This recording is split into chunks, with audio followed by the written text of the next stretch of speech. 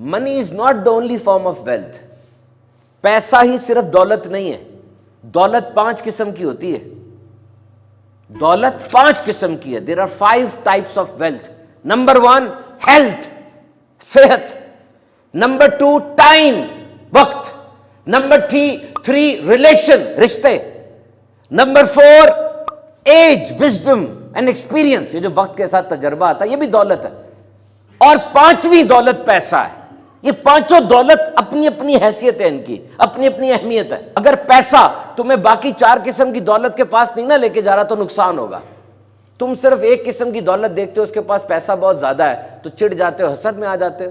میں ایک ایسے بندے کو جانتا ہوں جس کے پاس $1 ملین ہے. $1 ملین.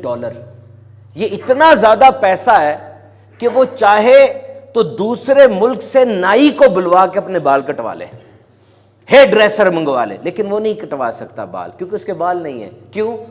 اس کو کینسر ہے، کیمو تھراپی ہو رہی ہے، بال کاٹ دیتے ہیں، اس میں ریڈیشن لگ رہی ہے، سرجری ہو رہی ہے. $1 ملین ہے اس کے پاس. وہ چاہے دنیا کے سب سے بڑے کھانا پکانے والے شیف کو بلوا لے اور بلوا کے کھانا پکوا لے، لیکن وہ کیا پکوا کے کھانا کرے گا بھائی؟ وہ کھا ہی نہیں سکتا. وہ تو صرف گولیاں کھاتا ہے اور سوکھی ڈبو روٹی کھاتا ہے. وہ چاہے دنیا کی سب سے مہنگی گاڑی بنوا لے، کسٹمائز، میری مرضی کی لیمبورگینی بناؤ، میں کہتا ہوں اس طرح کی بینٹلے بنواؤ، لیکن وہ نہیں کر سکتا. کیا کرے گا؟ وہ تو صرف اسٹریچر پر یا ویل چیئر پر ایک کمرے سے دوسرے کمرے تک جاتا ہے. تو اس کے پاس دولت کی ایک قسم ہے، وہ کیا ہے؟ پیسہ. ٹھیک کرائے.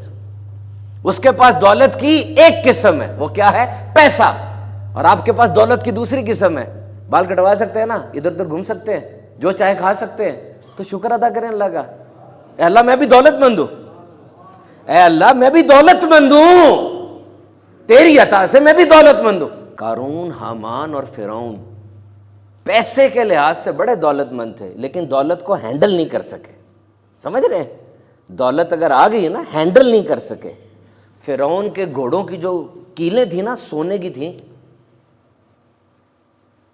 اور اس کی چابیاں 80 اونٹوں میں لد کے آیا کرتی تھی. کیا نتیجہ نکلا؟